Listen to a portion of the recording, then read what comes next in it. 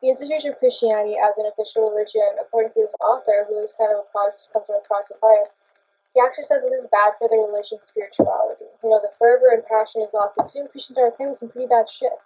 When it's underground, religious violence is inflicted on the Christians, but once they go above ground, they kind of end up doing the violence on fucking each other, inflicting the violence on each other.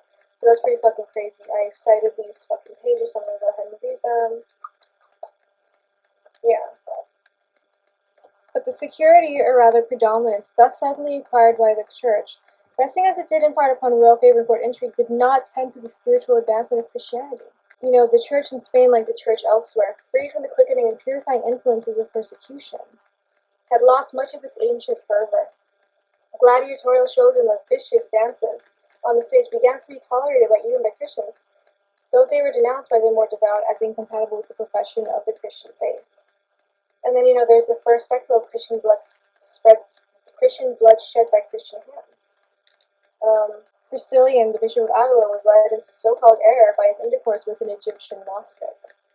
And Priscillian himself and 6 other Persians were executed with tortures at the instigation of Ephesius, Bishop of Sosaba, and Ignatius, Bishop of Merida, in spite of the protests of Martin of Tours and others. So basically, Christians are killing other Christians because they're believing something a little bit different from the other Christians. And yeah, basically religious violence while it's underground is inflicted on Christians from things outside of Christianity, but once it gets above ground, they end up fucking hurting each other, which is a wild thing.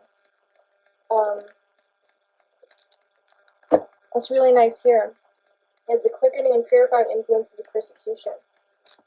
In a way, it kind of reminds you of how, the Jewish people are very smart, kind of almost like collectively powerful people, right, that many people claim. And that whole crazy conspiracy theory, which is stupid. But it's like, well, why do you think Jews are so smart?